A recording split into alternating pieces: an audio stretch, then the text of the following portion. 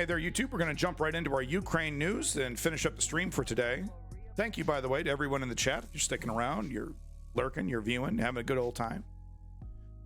This coffee cup, I was wondering, last stream, this coffee cup came up, and it was, they were showing, Russian prisoners getting taken prisoner, and then the guy on camera shows this coffee cup, and I'm like, what the hell is this coffee cup? What does this even mean? It apparently means tooth for a tooth, and it is a fundraising campaign by, is this a Ukrainian like gas station or something? But they're doing like, you're allowed, if you get like 25, if you collect, I don't know, if you buy like 25 cups of coffee or something, the money goes towards buying drones for the Ukrainian military. So interesting, interesting corporate war kind of fusion here, kind of interesting. But Chem Goblin was nice enough to give me some context on this. Chem Goblin was nice enough to just, give me some information on what this was all about, because he was like showing the coffee cup. I'm like, what does this even mean? So if you were confused last stream, thank you, Chem Goblin, for that context in the stream. Oh, hey, Chem Goblin, he's here. Hey, how you doing? That's right, Chem Goblin's still here. We're just, let me just say in the chat. Thanks for the context in Discord. And if you want to join the Discord, it's right here. Right there. Hop on in. We'd love to see you.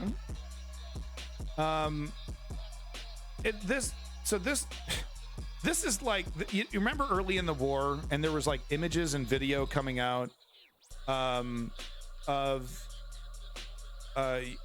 Russians like opening up, boxes of AKs, and they're like rusting and rotted, and you're like, there's just no way the Russian military is sending these guys like rusted AKs. Like, there's just no way this military is that incompetent, right? It's like, this is another one of those stories where it's just like, no fucking way. Really?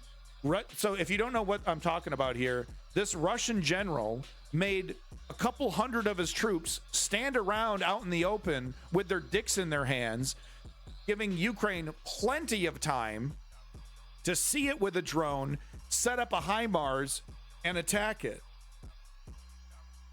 They don't need 2 hours, right? They need like 20 minutes. That's a little exaggeration, but they don't need a lot of time. This is so incompetent. This is so unbelievable. I have a hard time believing it, right? But according to Ukrainian sources, grain of salt, Russian soldiers really did stand still for 2 hours for their commander's speech, leaving them sitting ducks for a HIMARS strike, Ukrainian official says. A Ukrainian official confirms reports that originated from a Russian mill blogger that soldiers stood still for 2 hours. No way. Some are saying they were in like a bunker. They were moving some stuff around. I got to see the video of this. The Ukraine has to have a video of this. At least of the drone that's scouted out the area. But the drone would have been in the air during the HIMARS strike. Oh, guaranteed. There's got to be video of this. Stood still for 2 hours for a commander's speech, leaving them sitting ducks. The unnamed official told the Kyiv Post, quote, "It's a really funny situation there." And once again, I think I said this last time. It's not that funny, okay? A lot of people dying. They shouldn't have been there. They're invaders. That's what happens if you're a soldier and you're invading another country. It's still horrible. That is enough time to fix them, transport the HIMARS, enter the coordinates, and hit them, the official said. The official's comments confirm details of the attack outlined by the pro-war military blogger Rybar. So I'm repeating this shit from last stream, but I just wanted to repeat this. I need to see a video. I cannot believe this. I cannot believe this. I feel like I care more about the Russian soldiers than like your average Russian commander. I feel bad for these poor sons of bitches. With that said, Davey, if you could help me out, if you're here, I meant to clip this. It was from one of those compilation clips, you know, from like Warthog Defense. There is video of Russians taking Ukrainians hostage, right? POWs. So that is happening, folks. Like, you know, the Russians are experiencing some victories on the battlefield. Ukrainian soldiers are getting killed and captured.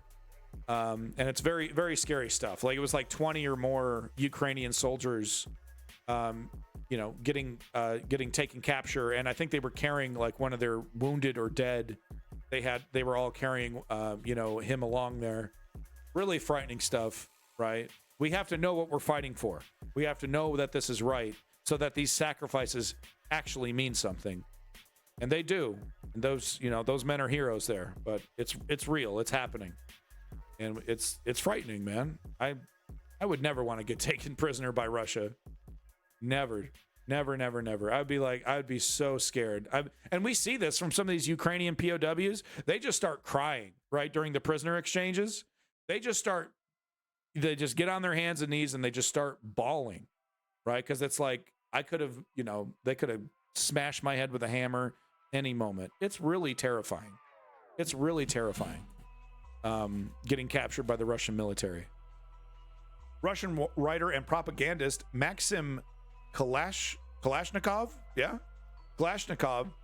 malfunctioned while visiting quote-unquote liberated Donbas territories, specifically Toshkivka in the Severodonetsk region.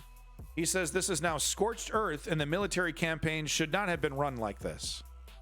So, I mean, even you know, some Russian propagandists are shocked by the brutality of the Russian military, just leveling whole cities.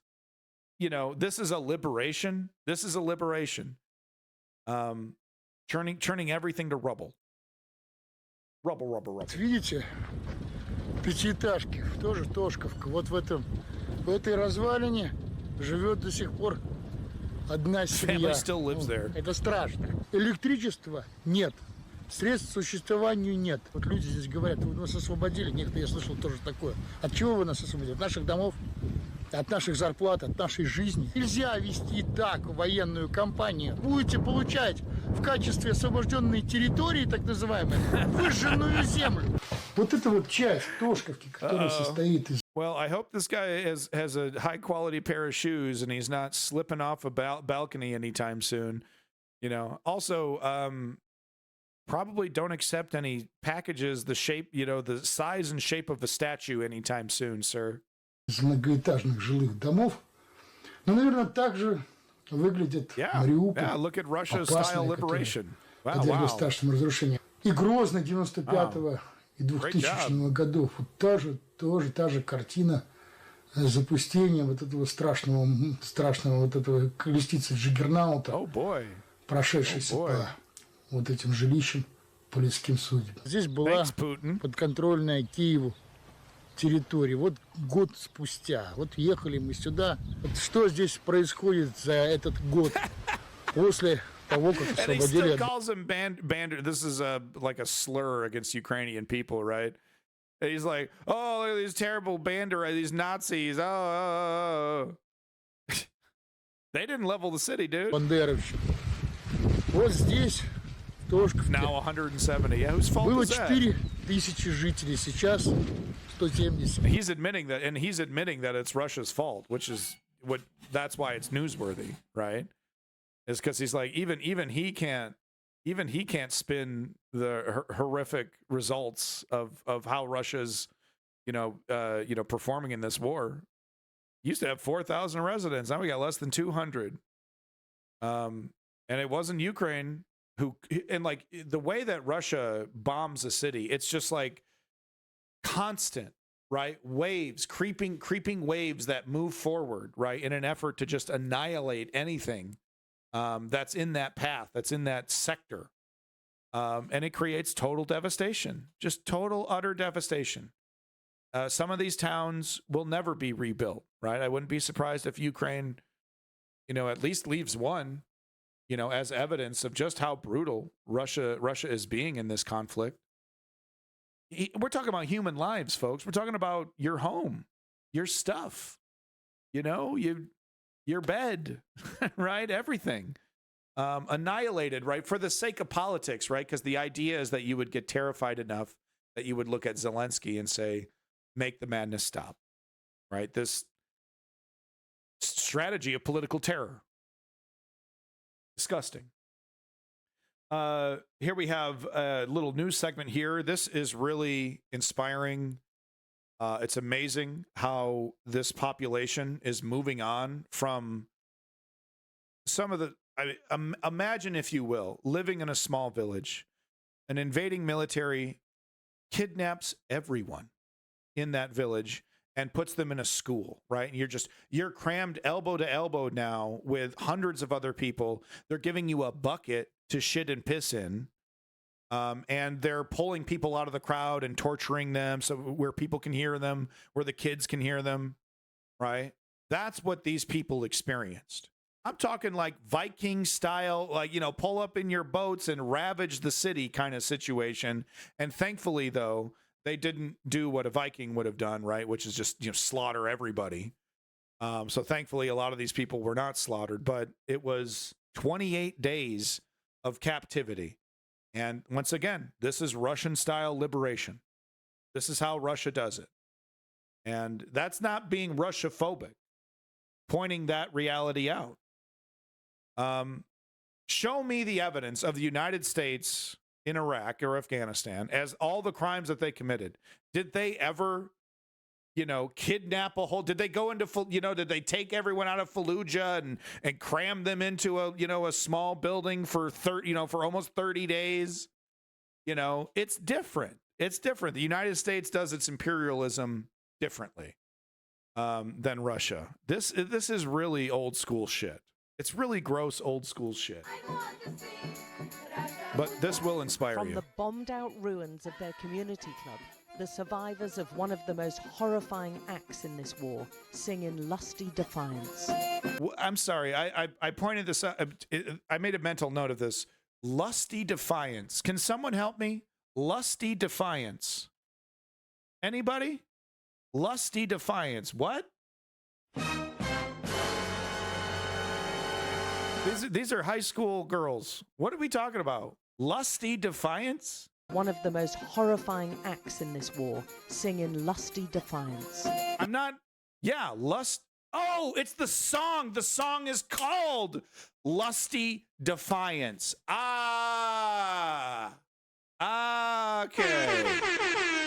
I was so confused.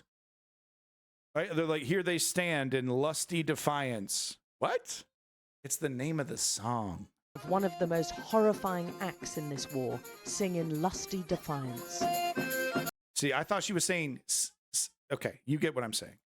The villagers of Yehidne are about to be the star witnesses in Ukraine's biggest war. Look how clever she was with a little branch there. She's just sitting out in the fucking sunlight. The villagers of Yehidne are about to be the star witnesses in Ukraine's biggest war crimes trial to date. She's getting into it. They fall silent. They're honoring those who didn't make it through the largest single kidnapping carried out by Russian troops during their invasion of the country. And yes, it's a kidnapping, Aaron Mate. It's a kidnapping. The memories of what they've all been through are still searingly raw.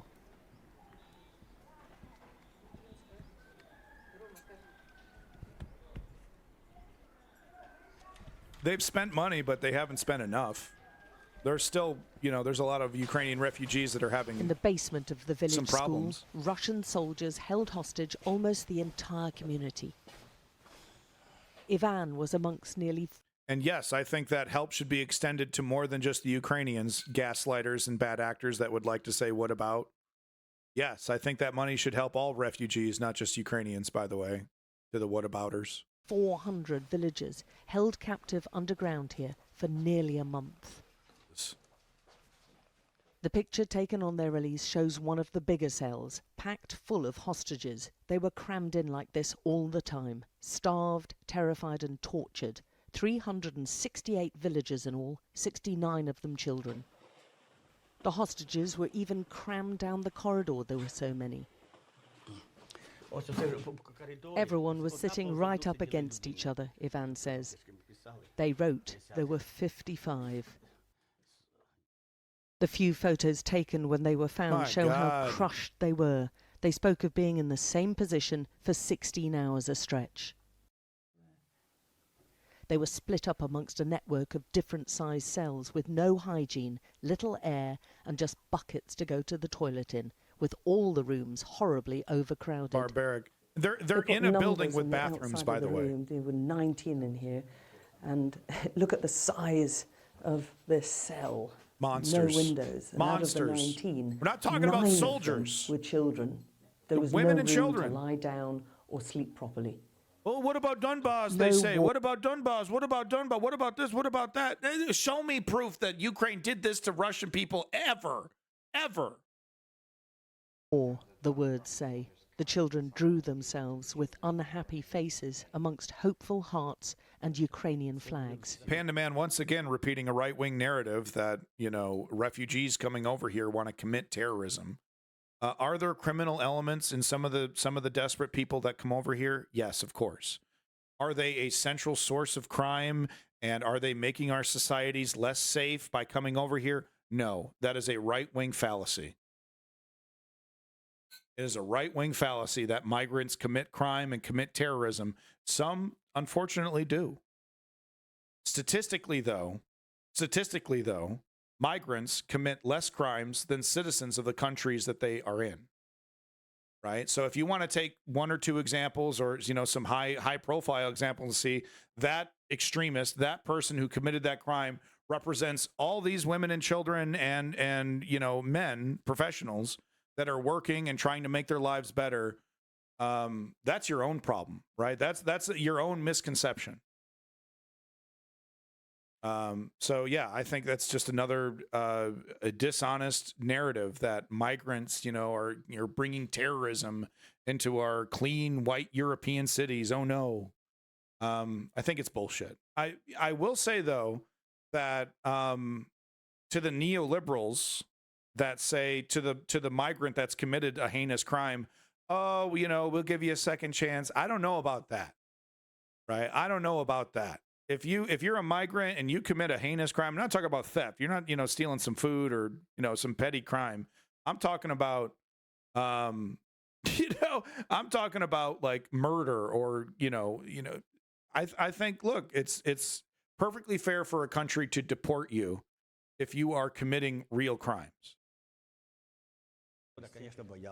Ivan, who was the school caretaker, shows us how they scribbled the national anthem on the wall, defiant in the face of such terror. And there are other pictures showing executions they feared or witnessed. Few thought they'd get out alive.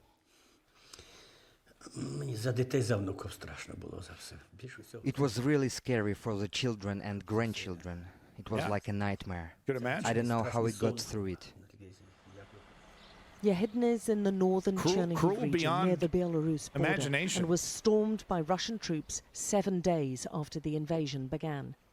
The soldiers set up camp inside the village's only school, turning it into their headquarters. The big sandy scars on the school grounds are where they dug in their military vehicles around the perimeter. Bring it on, chudheads. Schools, like hospitals, are protected under international law, and hiding inside to launch attacks is considered a war crime. Holding civilians captive inside a school and using them as human shields is also against global rules of warfare. And the Ukrainians say this is exactly what the Russian soldiers did during the 28 days of hell in the school basement. As the villagers were kept below ground, satellite images show us what was happening above. This image, taken before the Russians entered Yehidne, shows the school to the left of the picture, with thick forest on its southwest side, which gave cover to the invading soldiers. A week into their occupation, a large number of military vehicles can be seen by the school, hidden beneath the trees. They're also parked between houses in the village, and you can see people in the school yard. By the third week of the Russians being in Yehidne, the pictures show the army units still positioned around the school. Panda Man, because I'm a nice person, I will admit that there are some in certain immigrant communities in certain countries that don't believe that they should right, assimilate at all into the country that they've moved to. And I do think that's a little silly, right? You gotta assimilate a little bit, right? And the classic example is the Muslim person working the register at a grocery store saying, I don't want to sell pork products, right? I don't want to touch pork products and sell pork products. And it's like, well, I'm afraid you're going to have to find a new job, right? That's not the grocery store's problem that you are refusing to touch pork.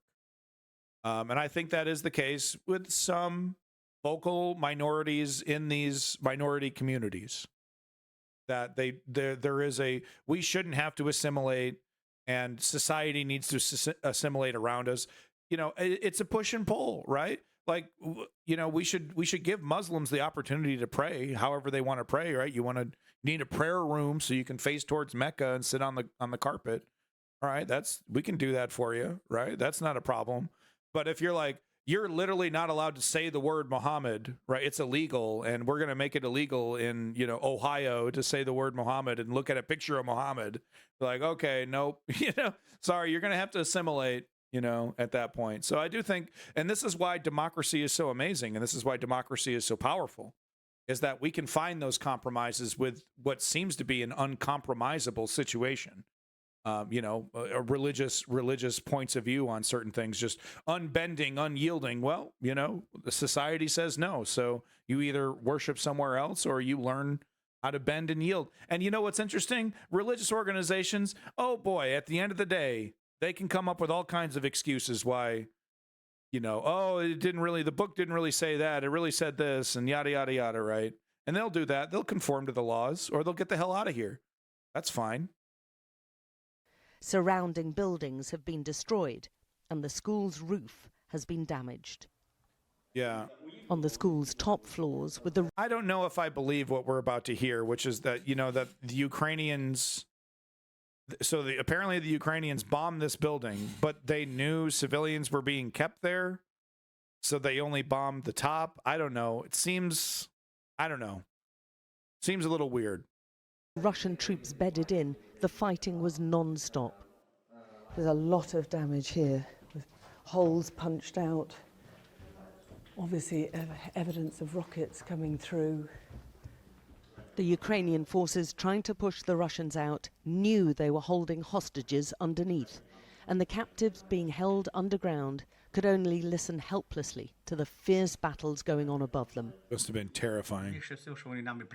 The Russians wanted to use us as protection because they thought our soldiers wouldn't shell us, so they were hoping they'd be safe. But we wanted them to shell us to kick the Russians out.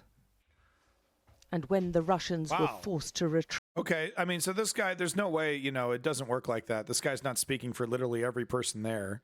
I'm sure there were some people like, yeah, no, I don't want my building to be bombed. But this is an interesting POV from someone who was there. It was like, yeah, we wanted the Ukrainians to attack this building to get the Russians out of this location, which is interesting. I might have been one of those. If I was in that situation, I might have been one of those voices that's like, look, we're in the basement. The Russians are up top. The sooner the Russians are, moved from this position by the Ukrainian military, the sooner we can get out of here. It's a good thing that they're attacking the Russians in this position.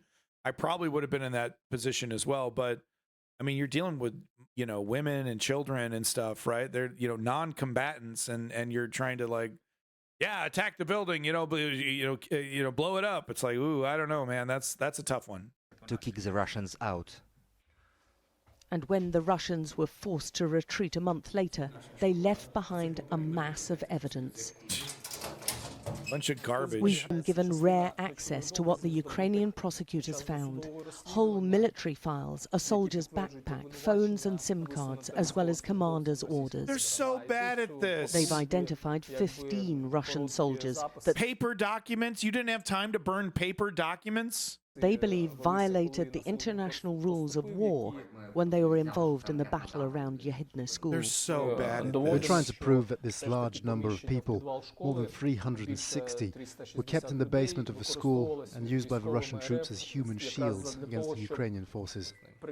And they're confident they have the physical evidence left behind by the soldiers.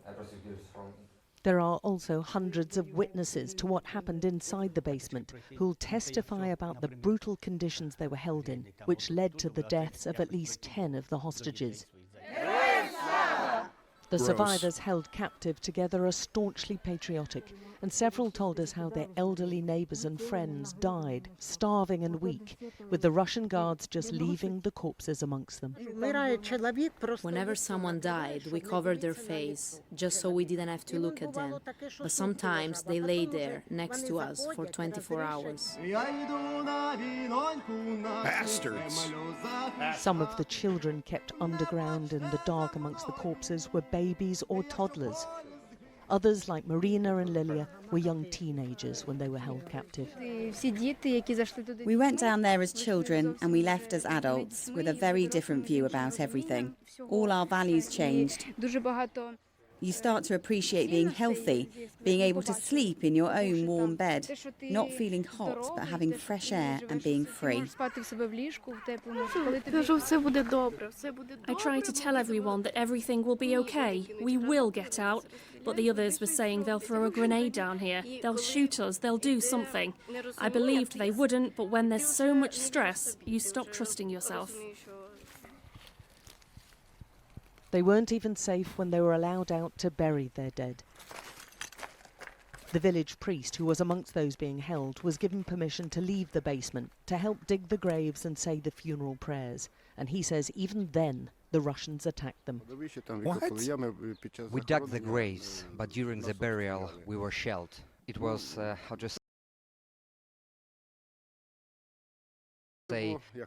I remember the first 5 or 7 strikes, and then I got concussion and hurt my shoulder and my back, and other guys were also injured. Ukrainian forensic investigators showed us the new technological devices which they're hoping will seal a guilty verdict in the courts. They've taken thousands of images, using for the first time in the country a range of 3D scanners to document what happened inside. It's an incredible technological weapon which freezes the crime scene forever. My mic is off. That's hilarious. Hello, welcome from Ukraine. I was coughing. That's why I muted. Hello, welcome from Ukraine, Original Serious. I didn't even notice. Thank you. So forensic analysts, lawyers and police can minutely Wow, this is so crazy. This is how they do it now. Look at this. Zoom in on. It's like a video game, right? So they take a 360 photo and then they highlight all these different things, and then you can add context, right, to the various things that you've highlighted. That is really trippy. Every part of the investigation site. The whole village was a hostage. The investigators worked with a team from the International Criminal Court, and with the DNA collected and the 3D imagery, it's all expected to be used in a future prosecution at The Hague. Jesus. You're in Dnipro City right now? Is it hot? You got, is artillery flying back and forth right now? Information that people killed there, and they will just good. Well, stay safe. Put into the wood and the forest, and nobody knows where these people are.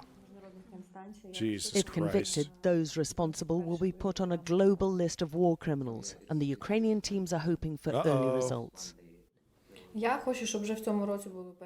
Uh-oh, guys. Uh-oh. Uh-oh. Original Serious over here. I think I know what direction he's going in. I want to hear the first verdicts this year. That's what I want, and it's the wish of millions of Ukrainians too. But not just a verdict, also punishment. We want the people guilty of these crimes and murders and the damage done to our country to take responsibility for their actions by the end of the year. In Yehidny, the whole village community is still trying to get over a collective trauma, waiting for their day in court to tell how a Russian commander attempted to bribe the starving villagers with baby food and nappies if they agreed to give false interviews. Wow.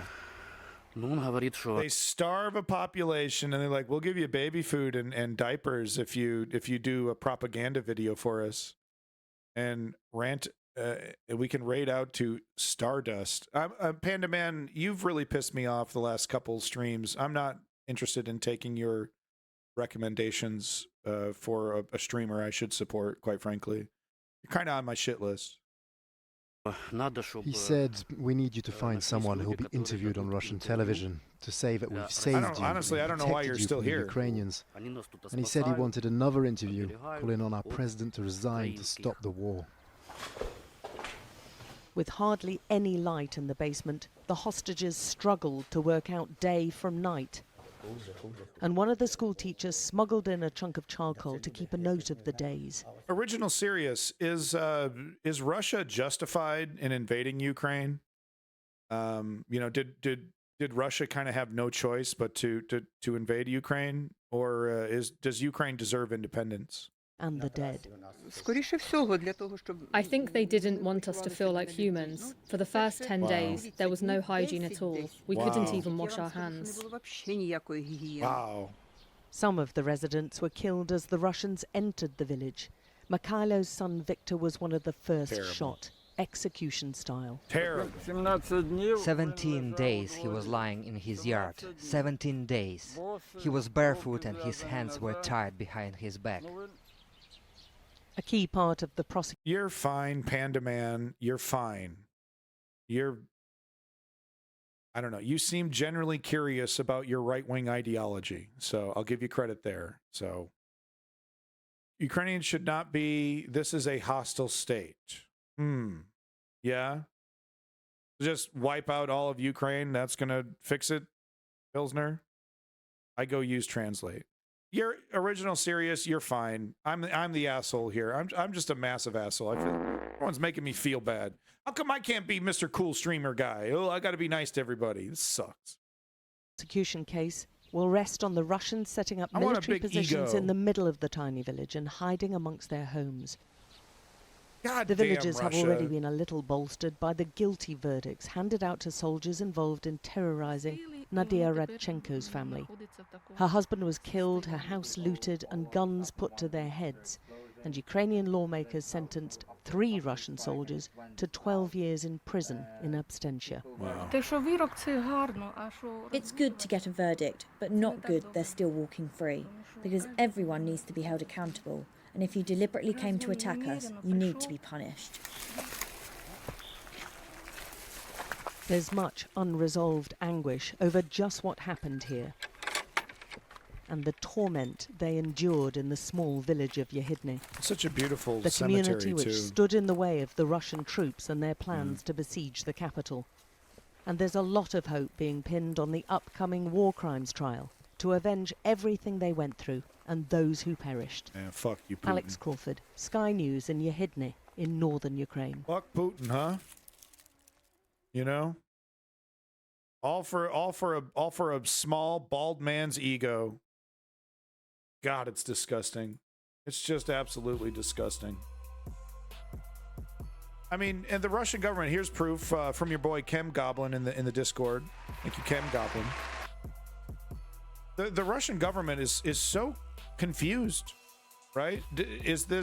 Are you returning to the Russian Empire before the Soviet Union? Are you going back to the Soviet Union? Are you changing what you are now as the Russian Federation?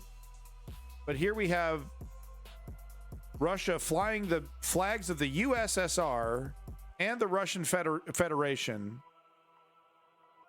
flying both of them. So which is it? We going back to the USSR? Are we trying to build the USSR? Are we trying to build the old Russian Empire?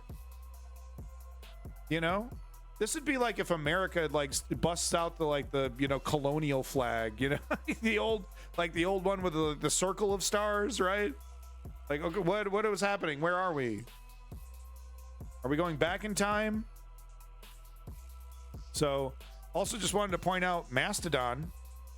Putin wants the old USSR. I mean, some say he wants the old USSR. Some say he wants the old Russian Empire, the old Tsar days, right? Well, in my city, sometimes rockets fly, but we beat them quickly. It's also very difficult in the Kherson region where the Russian people built a lot of trenches, so it's difficult for us to break through. Original Serious. I was wrong about Original Serious. Thought you were going to do some pro-Russian gaslighting. Glad I was wrong. But But yeah, hey, check it out. It's Mastodon. This is what it looks like. I don't have a Mastodon account. I think it's too convoluted. I'm going to go with Blue Sky. Trying to get into Blue Sky. But hey, here's Mastodon. Check it out. Maybe I'll change my mind. Should I open up an account on Mastodon? What server should I pick if I open up an account? That's the problem, right? It needs to be decentralized, but also connected to a centralized location. It's an oxymoron, right? Because it does need to be decentralized just in case, but there needs to be a certain amount of centralization so that everyone is seeing what everyone else is posting. Because if everyone can't see what everyone else is posting, then what the fuck is the point of a social media? How do I feel about Ukraine? I feel like Ukraine, free Ukraine, man. You know, get Russia, get the fuck out of there. That's what I feel. Echoplex on Mastodon. Yo, check him out. Michael Richards over there. Echoplex on Mastodon. I'm gonna get down with Blue Sky. That's what I'm gonna do. So I am not playing 57 minutes of Prigozhin. I don't know about you. I don't know about you, but I'm sick to death of Uncle Fester's story time every fucking day almost. I can't get this guy off my TV, dude. Uncle Fester needs to put the camera down. Okay, I'm not doing 50 minutes of Prigozhin. But let me just read some of the points here. This is news, unfortunately. Hard not to conclude that Prigozhin is protected by someone other than Putin now. This is interesting. We're going to see the video. He goes, he does look right. He's got the Uncle Fester thing happening. The sunken eyes, the bald head. Original series, born in America, moved to Canada. I'm a U.S. immigrant in Canada. Anyway, Prigozhin, we have video and I'm going to be showing it. Prigozhin walking into a Russian, like in Moscow or something, walking into a army office and giving them some paperwork or something. How is this guy still alive? How is this guy allowed, right? Because that's the question to me. Is this Putin? Is this, is this him and Putin doing something, right? How come this guy isn't slipping on banana peels saying the shit that he's saying? He's over here insulting the Russian military, kidnapping the Russian military, right? According to him, he was getting attacked by Russian military who was, shooting artillery at him. So he storms the position with his men, takes the crew prisoner, and forces them to confess on camera. Oh, why did you attack me? And he's like, oh, I didn't like you. I was drunk and I had a personal vendetta against you. Yeah, right. So Prigozhin is protected by someone other than Putin. Prigozhin is directly challenging Putin's regime. And we're seeing this. He's putting up these like pseudo political posters up in Russia, in Moscow and stuff, right? These like weird presidential style posters.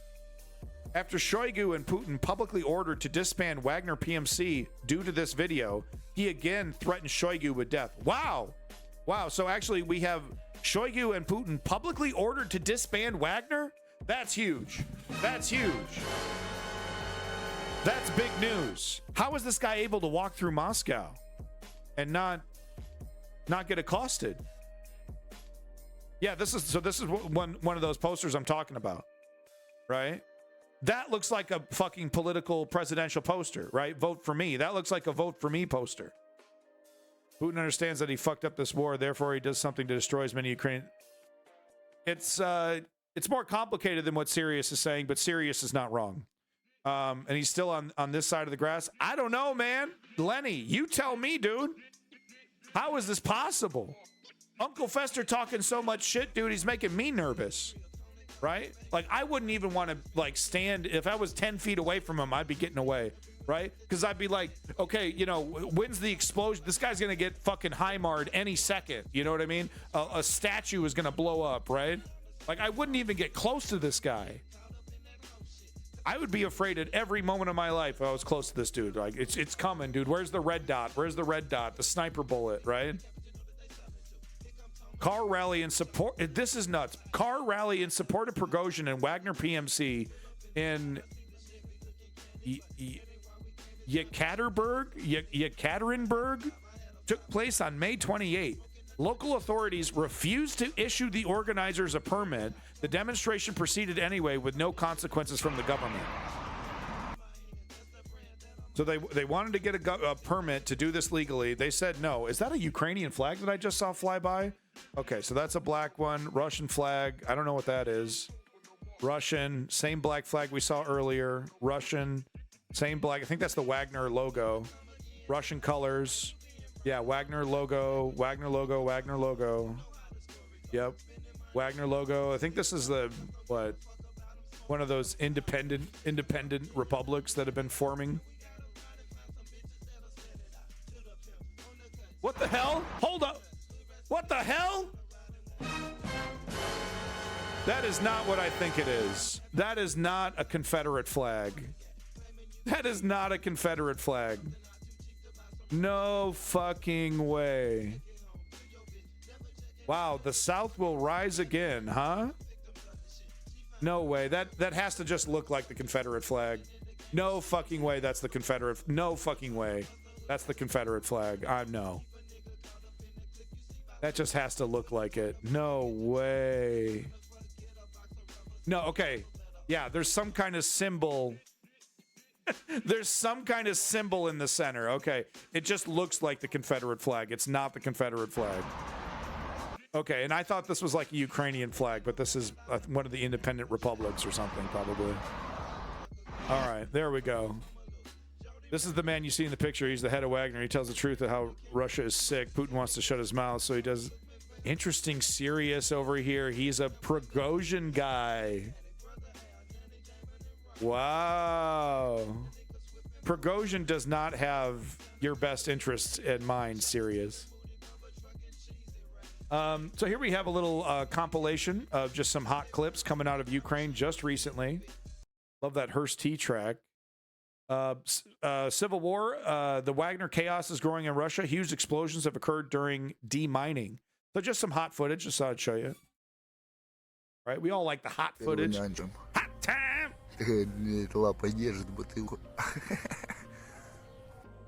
While the Ukrainian counteroffensive is taking shape, Russian soldiers face interesting problems from time to time in the position.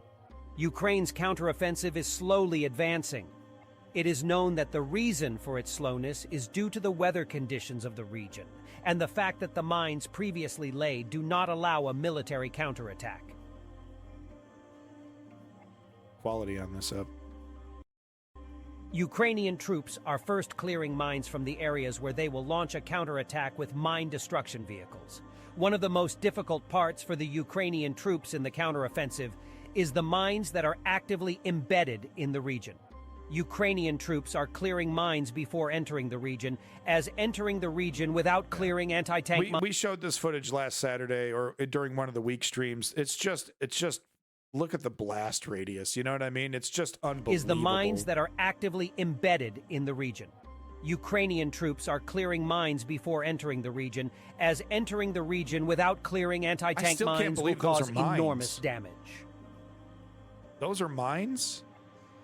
The video of the simultaneous use of several American M58 Mike-Lick demining systems by the Ukrainian armed forces for passage through minefields was shared on social media. You can see that the mines placed were destroyed with a big explosion at the same time. Along with the firing of the demining vehicle, a very large explosion occurs a few seconds later. Oh. There was Today, one of the most interesting... There was a human being piloting a vehicle in that explosion? Oh my God. Videos that has been seen recently was shared on social media. In the image reflected... This is unbelievable, guys. Watch. On the Ukrainian unmanned aerial vehicle cameras, Russian soldiers present a toilet bowl to their commander. It's just clown shit. They're still stealing toilets and washing machines and microwaves. Like this is Some social media users made fun of the image and asked, maybe if we give them a few thousand toilet seats, Russia will back off, said. What do you think about this? You can specify it in the comments. Thank you, Sirius. Yeah, just stay safe. Stay safe. If you're living in Russia and you don't agree with the war, you know, stay safe. Pathetic. Pathetic. And you know, that's such a funny joke, right? Because it's like, well, yeah, could we just bribe these poor Russian sons of bitches that are you know, fighting against Ukraine? Could we just bribe them, right? We'll give you 2 toilet seats, a dishwasher, a microwave, and an 18-inch TV. What do you say, baby? Right? Could that work? That might work. I mean, they're in a battle fucking field and they're stealing toilets. How desperate you got to be to have a good shit, you know? I'm shitting like a king compared to these guys every morning. I got my bidet. I got a comfy little toilet. These guys are over here. Man, one day I'm going to live like that American streamer and shit in a real toilet. This is embarrassing. Yes, Panda Man, they do. Russian propagandists are making up something new every day with interesting... Yeah, Ukrainians have all kinds of demining technology. Tons. They got all kinds of options. ...explanations. Biden is really completely controlled by Ukrainians, Solovyov said in a speech on his television show, believing that Ukraine had bribed the U.S. president. Zelensky,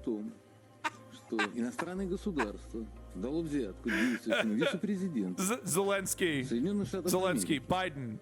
Do what I say. Biden. Okay. Oh. Okay, sorry, Zelensky. Oh.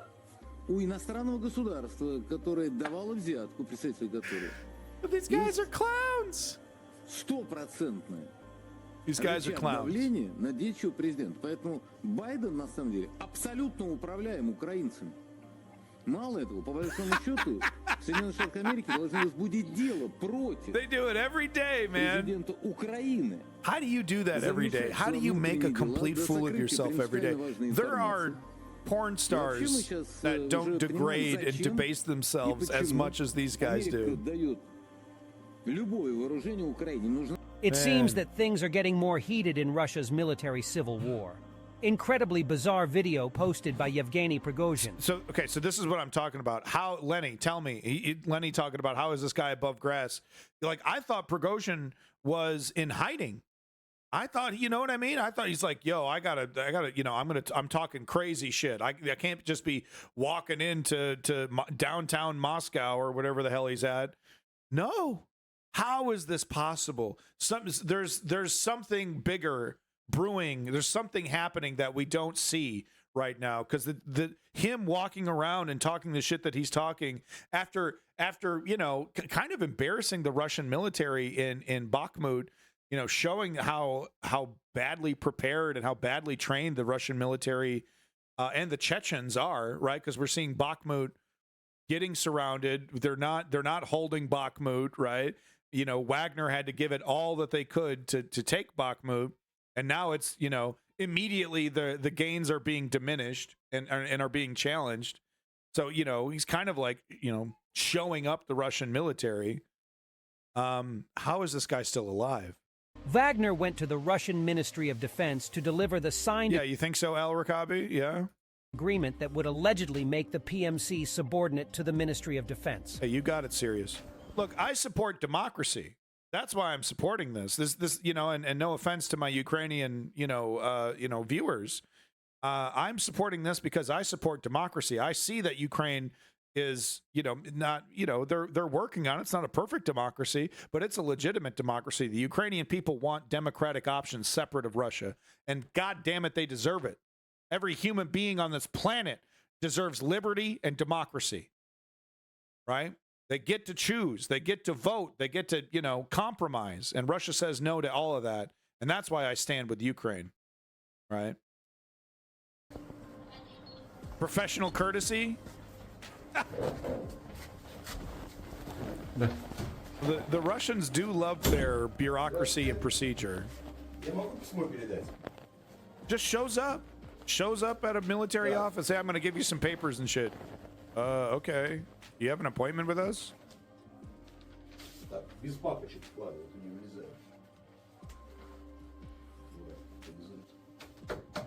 Old Uncle Fester over here getting his papers right. No offense to the, you know, to the wise people in my audience. I don't mean to age shame. That's not very nice. But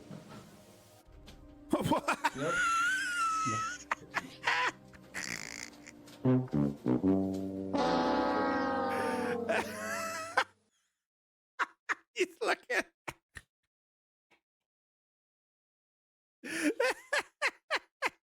Yeah, thanks. Bye. Снял?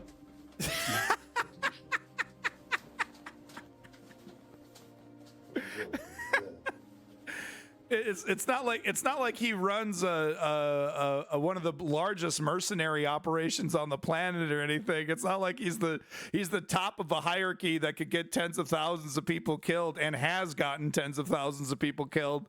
It's like at the bank. Wow. Okay, bro. Yeah, no, good point. How are you alive? So he got to go home? How is this possible?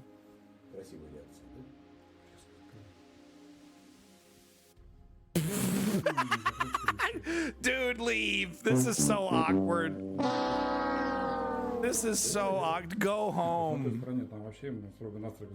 Needs to go to Africa before his ass gets murked. Look, I brought a package for you. They won't even take my package. I signed some documents. It's like, I need to call the manager. I'm gonna give him a bad review. 1 star on Yelp. He's like, 1 star on Yelp. What did you expect?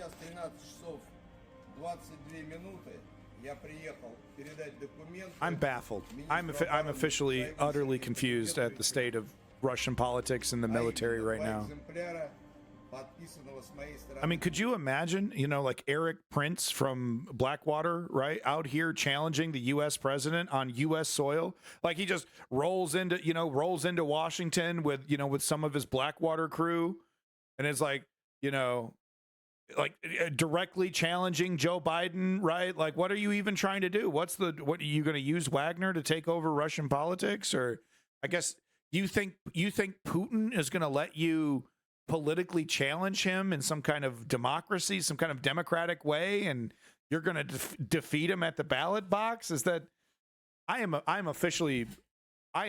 so confused. I have no idea what the hell's happening right now. It's 4 p.m. over here. It's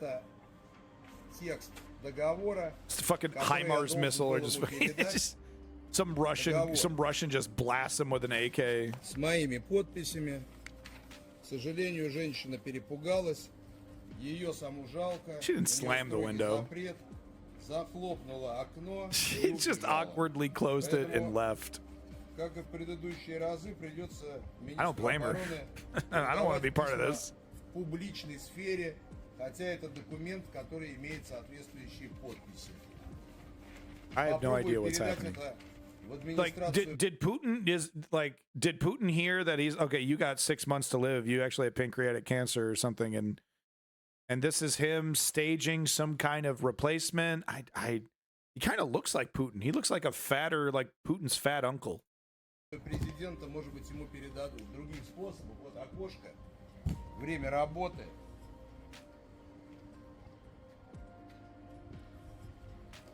Время работы. Don't you have his email? He's all leaving documents for this guy. Don't you have his email? You guys weren't talking? This is so weird, dude. This is so weird. You should hold up a boombox.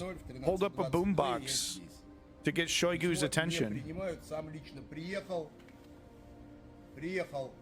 с удостоверением Героя России для того, чтобы Wow, he's the hero of Russia, huh?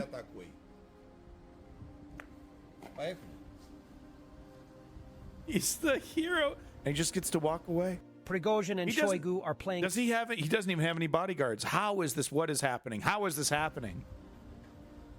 Okay, bye. Prigozhin and Shoigu are playing a game of intrigue. Prigozhin and Shoigu are performing on a national scale. They don't care about the war or the consequences anymore. They are shifting the political weight. Те приказы и указы, которые формирует Шойгу, они распространяются на In all this scandal, in which Shoigu stabbed Prigozhin in the back at the front and hid from him in high offices, and Prigozhin either blamed the minister or gave him letters in the public sphere, an important question remains unanswered. How confused is Putin, who has allowed his military leaders to cause scandals for months in front of the camera? Hey, Original Serious, you have yourself a good night, buddy. Thank you for coming in, and I hope to see you again. Good luck out there, and stay safe. Stay safe out there. Thank you, Original Serious. Appreciate it. Thank you so much. His army is losing the war and becoming infamous all over the world. Does Putin make strategic decisions at all? Or does he only make temporary decisions and play the PR game of a great leader? What do you think about Russia's civil war? Yeah, I don't know. You can express your thoughts in the comments. Oh, that's good. Go ahead. We will continue to share and add the details. The AI voice is getting worse and worse. Absolutely, Original Serious. Thank you so much once again. Little update on the Dylan Burns Ukrainian drama. If you don't know, Dylan Burns is, he's doing some journalism, some humanitarian work out there in Ukraine, and unfortunately,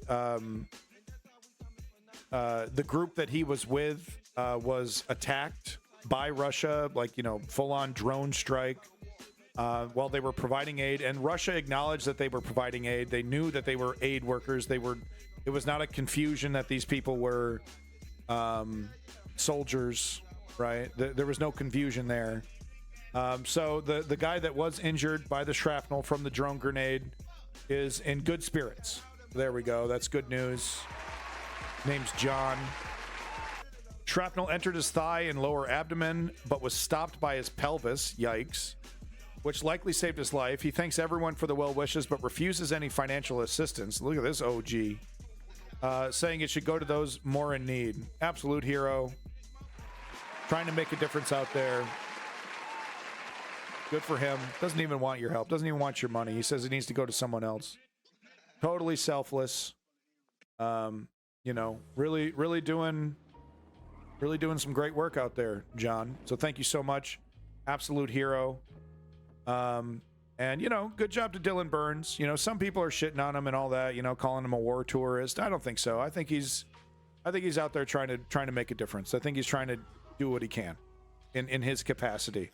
So you got to give Dylan Burns some credit there. The NAFO stuff, we can have a debate about the NAFO stuff. It's pretty cringe.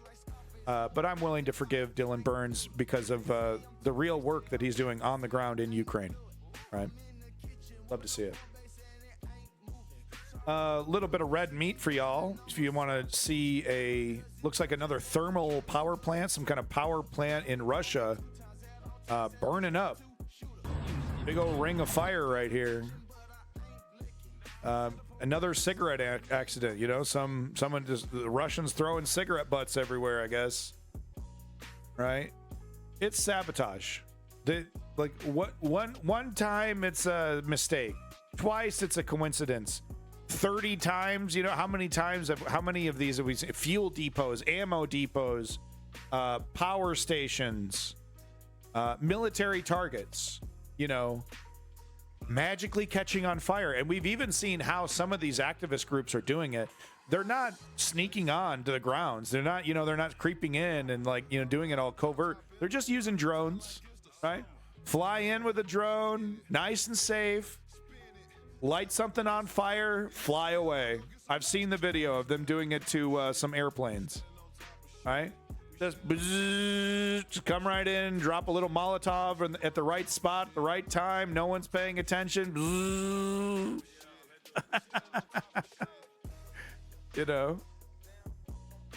People like to pretend that Russia is some kind of fortress country, that's like, it's been watching NATO and watching the West and is really intimidated and, watch out, Russia will get you. They're fully prepared. All their government buildings are fortresses, after World War II. That's not the case. They've been pocketing money. It's all about money. Okay, yeah, so I already showed you this one. Hilarious video. I mean, just one more time. Wow, man. Wow. I mean, honestly, I'm being 100% serious. Should the Ukrainian government try to bribe these guys with like, hey, you want a toilet?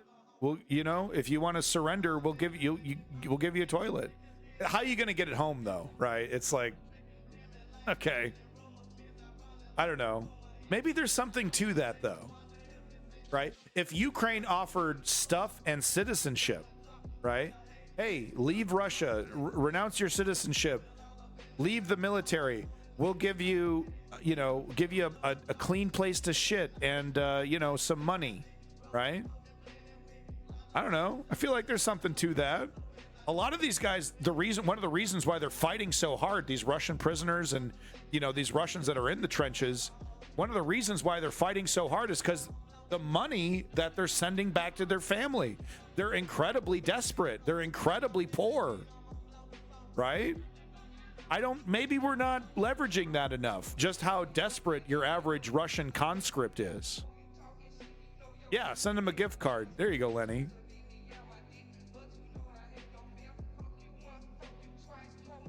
I'm shitting like a king compared to your average Russian. That blows my mind. And so are you. You're in a battlefield. You're running from your life. You're getting literally observed from drones, and you're taking the time to steal porcelain toilets. Do you know how cheap a porcelain toilet is? I'm telling you, folks, it's not a goddamn... We're not talking about thousands of dollars here. We're talking about a couple $100. You can get them on sale for less than $100, a porcelain toilet. I shit you not, no pun intended. Right? Unbelievable. And yet, there's the video footage. You think that was doctored? Was that fake? Aaron Mate? Is that fake? Really? We have seen, Sir Lawrence, a number of attacks, missiles coming in sporadically over the last few weeks to Kyiv. Sorry, the title of this video is Russians have quote unquote exhausted themselves in the early days of Ukraine's counteroffensive. So, you know, a lot of the Vantics on social media, the pro-Russian social media groups are like, you see, this offensive isn't going to be what you guys think it is. We're pushing back. We've had a couple victories. You know, the momentum is slowed. We're kicking butt. That might not be the narrative. That might be the narrative, but that's not the truth. Sounds like it's of a different order of magnitude in terms of the size of the barrage. Yes, and I think this reflects the Russian concern about the Ukrainian counteroffensive, making a point that whatever happening on the ground, they can still hurt Ukraine. Still, also, I think they just want to keep as much as possible of Ukrainian air defenses looking after cities rather than helping out at the front line. I think that's probably quite a major part of it. Of course, their timing isn't great because they did so as a delegation of African peacekeepers, would-be peacekeepers, were visiting Kyiv.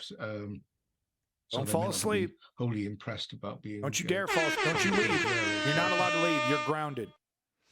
Indeed. Don't you fall asleep. In terms of who these African leaders are, you know, which countries are they from? What are we talking here?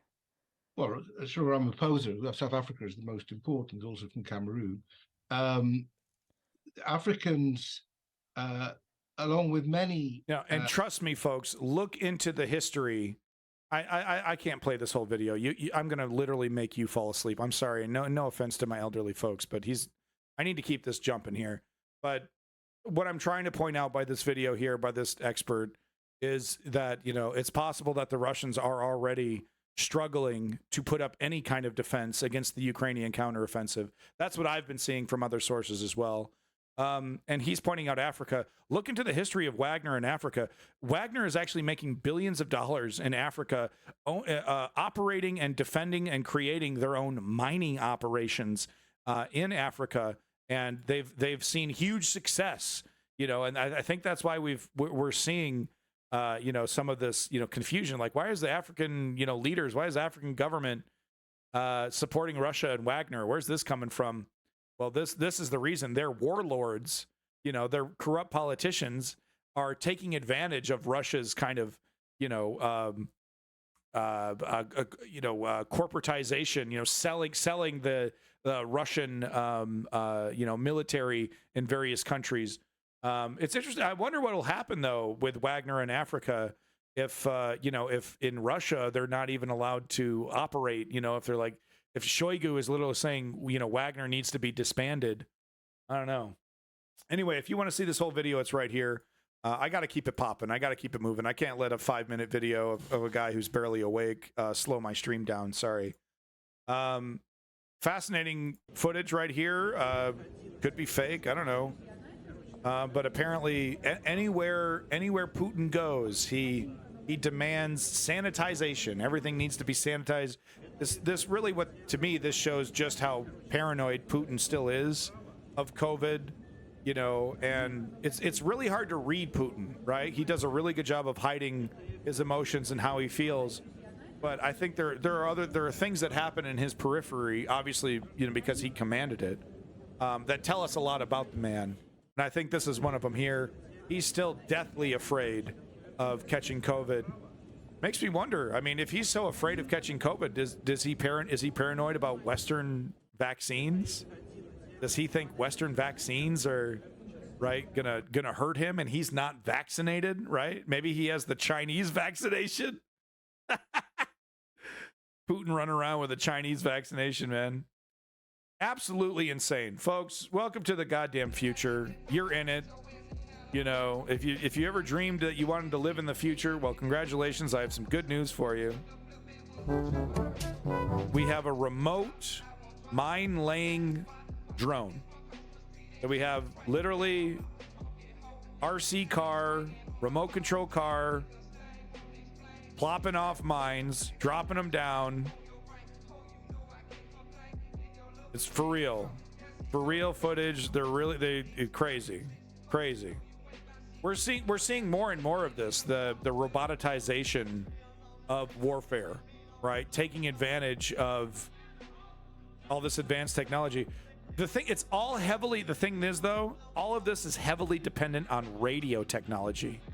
So as soon as these militaries figure out a way to block 50 miles, right? Like in a 50-mile radius, you create a bubble that no radio communication can get through, right? You've basically disabled drones as they are now. But unless something like that comes along where you're able to just jam all radio signals, drones are going to be a thing. And here we see not just drones in the air, but drones in the ground.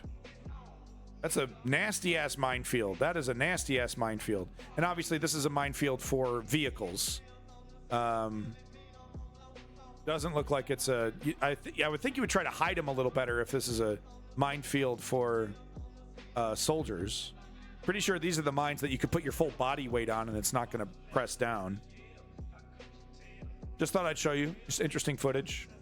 More mechanization of the war here. Robotization.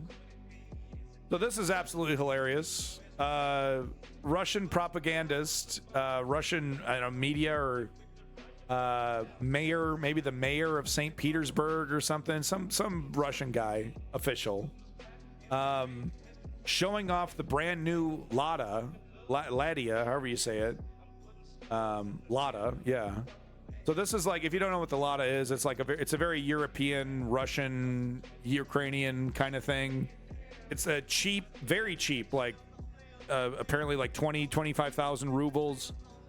This is the newest version of that. It's supposed to be amazing, all these new features. See how much better we are than the West.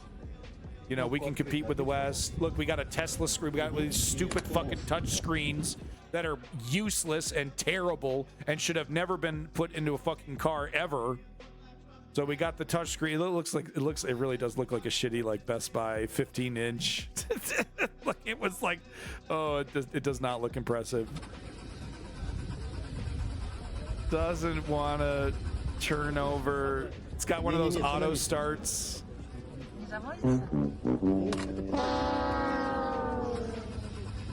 Ooh, oof. That Russian superiority, huh? He's just I don't know. Yeah, there it goes. Kind of a Kind of a wet fart of a photo op. Yep, it won't start. He just has to awkwardly leave. He's like, I don't know. I don't know. I guess I'm leaving. Pretty embarrassing. Now, apparently, I haven't seen the footage, and I'm sure it's true, though. I'm not going to bother looking it up.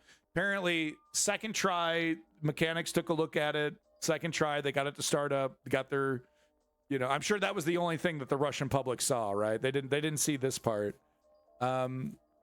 Kind of reminds me Elon Musk throwing that big steel ball into the Cybertruck. What the fuck was it? It was so funny because it was like it was very clear that he was expecting it to bounce off, right? He was expecting it to bounce off the glass and be like, see? And it didn't. But he still like celebrated. It's like, see, it's still good. You see, it didn't. Really sad. Just utterly pathetic. Cybertruck. Ugliest fucking truck ever produced. Absolutely shocking footage right here. I mean, just the footage is, you know, this is in Bakhmut, I believe. Maybe Bakhmut, might not be. I'm not 100% certain. But look at this. He gets shot in the back by a sniper. His plate saves him. So he survived, doing good. You know, you're seeing it from his perspective. So you don't, you know, all you see is him like falling down. But look at the scenes of war.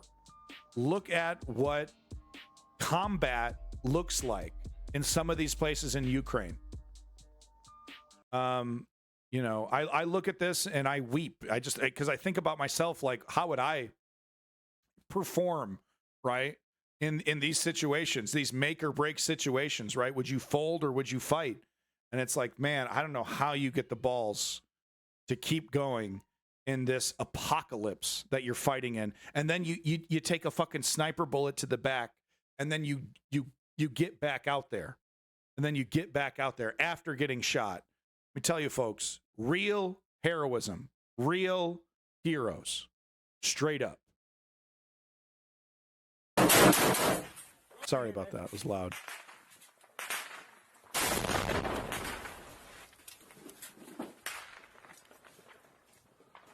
Some wasteland, some absolute wasteland.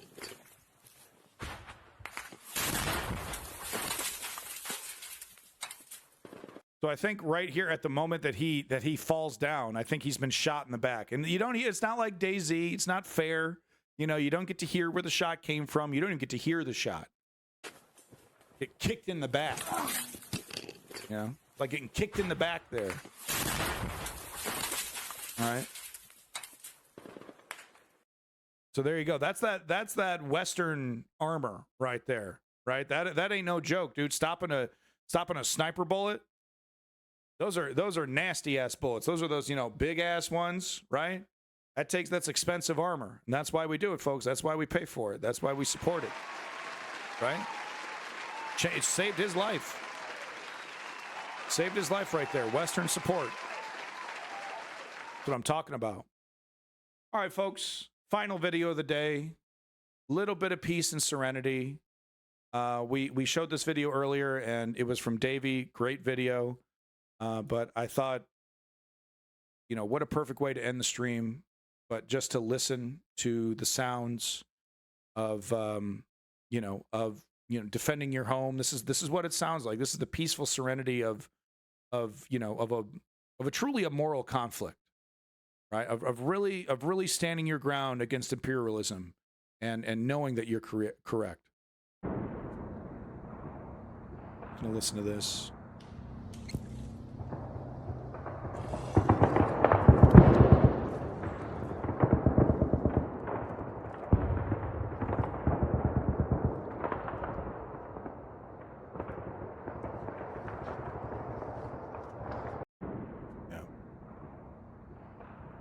It's really, you know, you got the flare in the air. It reminds me a lot of Vietnam. You know, the visual in the air there. I mean, enemies could be coming from any direction, gunfire from anywhere. Man.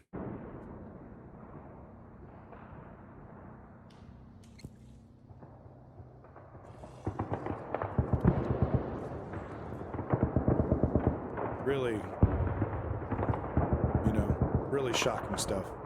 I look forward to the series that puts all this footage together, right, and like strings it together in a narrative. I'm really looking forward to that, big ass beefy documentary that's just all footage from Ukraine, right? It's because you know someone's already working on it. All this cinematic footage, you got all this cinematic footage of real heroism, real fights, and you're not stitching it together into a massive, Ken Burns style, 8-hour documentary. Yeah, right. It's happening. So I really do look forward to seeing all these clips, that we've been following, kind of put together in a professional documentary. It's going to be really amazing. So there you go, folks. Thank you, YouTube. That's my Ukraine update. We're going to say goodbye to the stream here. Glory to the Ukrainian democracy. Glory to democracy in general. Peace in the Middle East. That's what we're trying to do here. Thank you, YouTube.